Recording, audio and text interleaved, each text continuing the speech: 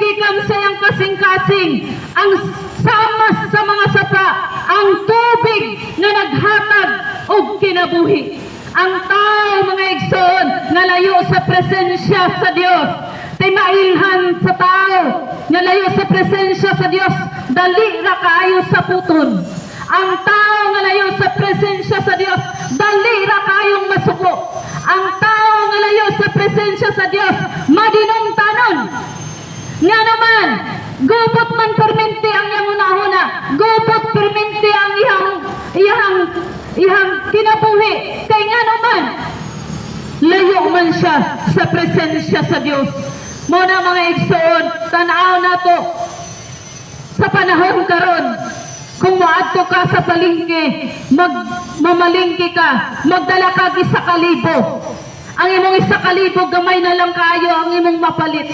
O kung sumuhon lang na nimo, isa ra kaadlaw, duha kaadlaw, dali ra kayo na mahurot kay krisis ang panahon karon. Mao nang ang mga tao dali ra masuko, ang mga tao dali ra sa puton tungod sa panahon nga krisis kayo. Apan ington ko ikaw mga igsoon, kung naa gani naghari ang presensya sa Dios sulod sa imong kasing-kasing, makabaton kag kalinaw, makabaton kag tinuod nga kalipay sa imong kasing-kasing. Kay bisan pagdaghan kag kwarta, bisan pag mapalit nimo ang tanan, kung wala ang Espiritu sa Dios sulod sa imong kasing-kasing, naaghapoy kulang sa imong kinabuhi mga igsoon. Sama sa usa ka tanom mga igsoon, kung dili na nimo bubuan og tubig ang usa ka tanom, malaos na siya, ang iyang mga dahon malarag. Kung ang usa ka tanom nga dili nimo mabubuan sa tubig, dili siya maghatag og maayong bunga mga igsoon. Mao na nga kung ang tao layo sa Dios, maluya ang iyang kinabuhi. Ang tao nga layo sa Dios, kanunay siyang naay gipangita nga dili niya masabtan unsa iyang gipangita. Bisag naa siya kwarta pero dili siya malipayon, nga naman wala man sa iyaha ang presensya sa Dios. Mao na nining takna sa kahaponon mga igsoon, nagaingon ang pulong sa Dios. Jesus Christ is the spring of living water. Siya ang tinubdan og tuburan sa buhing tubig, nga mao ang iyang presensya. Og ang presensya sa Dios maghatag og tinuod nga kalipay.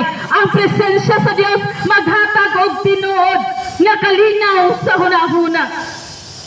Muna nining takna sa kahaponon, paharion nato si Jesus Christ sulod sa atong kasing-kasing, aron mahimong mugdagayday ang iyang presensya sulod sa atong kasing-kasing, sulod sa atong panimalay. Kung nakasinati tagkagubot sa panimalay, so nakasinati tag dili masabot na sitwasyon sa atong kinabuhi, paharia si Ginoong Hesus sa imong kinabuhi, sa imong kasing-kasing mga igsoon. Kay siya, sama siya sa tubig nga nagaawas kanunay, nga nagatubod kanunay, nga kung sa mga negatibong butang nga nasa imong kasing-kasing, iyan ang hawason, iyan ang papason, iyan ang hugasan, pinaagi sa buhing tubig. Ikaupat mga igsoon, sikin sa bagayon si Jesus Christ sa kinabuhi sa tao. Si Jesus Christ is the light of the world. Si Jesus Christ mao ang kahayag sa kalibutan. Si bikisan kinsa nga mosunod kanako, dili na gayud maglakaw diha sa kangitgit, kundi dili makabaton hinuon sa kahayag sa kinabuhi. Nakaingon ka na ba igsoon, nangitgit man akong kinabuhi, dulong man ang akong kinabuhi, dili man ako masabot ang akong kinabuhi. Wala ko kabaloon sa akong padulngan, wala ko kabaloon sa akong kaugmaon. Tungod kay ang tao na harian sa kangitgit mga igsoon, nanong harian man sa kangitgit, tungod kay wala man sa iyaha ang kahayag nga mao si Jesus Christ. Atong ipasidlak mga igsoon si Jesus Christ sa atong kinabuhi mga igsoon, aron makabaton tagkahayag.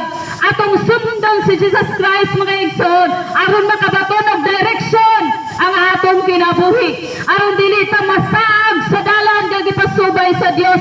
Ingon ang pulong sa Dios, your word is a light unto my feet and a light unto my path. Ang Dios, ang iyang mga pulong maisuga sa ang dalan. Mao nang kung naa ka sa Ginoo mga igsoon, dili mahitabo nga mo masalaag ka sa dalan sa Ginoo mga igsoon, kay siya man ang atong kahayag.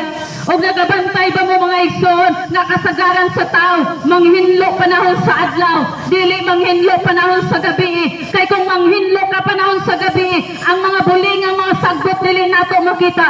Pero kung manghinlo ka panahon sa adlaw, kasagaran sa adlaw gyud ta manghinlo, kay nganuman makita nato ang tanang sagbot, makita nato ang tanang buling. Inaana sa mga igsoon ko diha kang Kristo, kung naakak sa kamot sa Ginoo, kung naa si Jesus Christ sa imong kinabuhi, makita nimo ang imong sayop, makita nimo nga dili na day na mao ang imong gibuhat.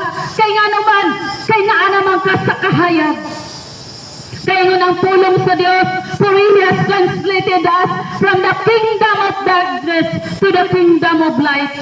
Gibalhin ta sa Dios mga igsoon, gikan sa gingharian sa kangitgit ngadto sa gingharian sa kahayag. Saan sa mga paagi nga gibalhin ta sa Dios, pinaagi sa iyang pagpakamatay dito sa cross. Ug ang tanan nga mutuo kaniya, makabapon o kinabuhing walay katapusan. Mga igsoon, higala ko diha kang Kristo, niningtak na sa kahaponon, dili taulahi ang tanan mga igsoon.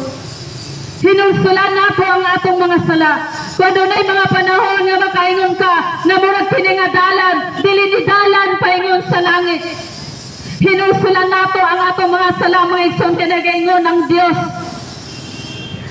He is faithful and just to forgive. If we confess our sins, He is faithful and just to forgive. Kung atong isugid ang atong mga sala, ang atong kang Jesus, siya matinudaanon nga mapasaylo sa tanan natong mga sala. Nagaingon siya sa iyang pulong, Isaiah chapter 1 verse 18. Ali ka mo, ug maghusay kita, bisan unsa pa kapulas sa inyong mga sala, mahimo ko kining papution, sama sa balhibo sa karnero, bisan unsa pa kadako sa atong sala, bisan unsa kagamay sa atong sala. Moingon ta nga dili siguro ko maimpierno kay gamay ra man ni akong sala. Ingnon ko ikaw mga igsoon, damay kung dako, maura ng sala.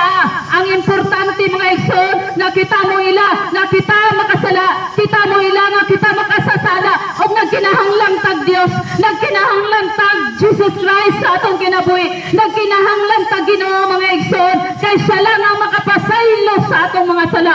Kaingon ang Dios, ang atong pagkamataron, trapo lang atubangan sa Ginoo, bisan unsa pa nato kabuutan, kung wala si Jesus Christ sa atong kinabuhi, ang atong pagkabuutan, trapo lang atubangan sa Ginoo. Nagkinahanglan tag Ginoo nga mangluluwas sa atong kinabuhi. Dili na unta magpakamatay si Jesus Christ dito sa cross sa Kalbaryo, dili na unta niya iula ang iyang dugo, dili na unta ipadala sa amahan ang iyang pinangga kayong anak aron magula sa iyang dugo mga igsoon, kung wala ta nagkinahanglan og Ginoo sa atong gikinabuhi. Gikinahanglan nato ang Ginoo mga igsoon sa tanang aspeto sa atong kinabuhi. Wala tay mahimo kung wala ang Ginoo. Moingon ka nga kusgan ko, laskit ako og lawas. Abi ninyo mga igsoon, dili ka makaingon nga laskit ka og lawas, kay wala ka kabalo sa imong kinabuhi.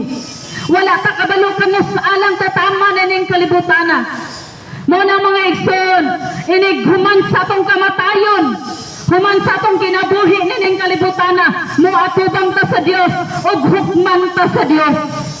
Ang pangutana, andam na bata nga mo atubang sa Dios? Andam na bata inighukom sa Dios? Makaatubang bata, makaharong bata kang Jesus Christ nga Lord ni ako Ginoo? Ringon ang pulong sa Dios mga igsoon, dili ang tanan nagtawag sa nako Ginoo, Ginoo, makasulod sa gingharian sa Dios, kundi kadto lamang nagtuman sa kabubuton sa Dios. Unsa man ang kabubuton sa Dios? Ang kabubuton sa Dios na siya ang dalan nga atong subayon, ang dalan sa Dios sa atong subayon. Unsa man ang kabubuton sa Dios, na himo nato ang iyang pulong, ipahari nato ang iyang pulong sulod sa atong kasing-kasing. Unsa man ang kabubuton sa Dios, nga ang iyang presensya kanunay nga maghari sulod sa atong kasing-kasing. Unsa man ang kabubuton sa Dios, nga ang iyang kahayag musidlak sa atong kinabuhi, na si Jesus Ngabot pasabot mga igsoon kung naanak ka kang Kristo bago na kang bihimuhat. Bot pasabot kung naa ka kang Kristo adunay kabaguhan ang imong kinabuhi. Higala igsoon ko niya Kristo makabaton lang tag kabaguhan kung tabangan ta sa Dios. Mo nang ingon ayang pulong, repent for the kingdom of God is at hand. Pag hinulso ka mo, kay hapit na ang paghari sa Dios. Niningtak na sa kahaponon mga igsoon, ipahari na to si Ginoong Hesus sa atong kasing-kasing. Ato siyang dawaton, ingon nga bugtong o personal na manluluwas sa atong kinabuhi. Dili pa ulahi ang tanan igsoon. Mo na niningtak na sa kahaponon kung asa makakaroon nagbarog, kung asa makakaroon naglingkod. Sulod sa imong kasing-kasing, sabat nining akong mga pag-ampo. Ginoong Hesus, ako kang gipasalamatan kay nagpakamatay ka dito sa cross sa Calvary. Ginawag ko ikaw sulod sa akong kasing-kasing. Gikan karon, maghari ka o ikaw na ang akong bugtong personal mangluluwas sa akong kinabuhi. Harian nimo ang akong kasing-kasing. Giyahan nimo ang akong kinabuhi. Padulong sa kinabuhing walay katapusan. In Jesus' mighty name. Amen.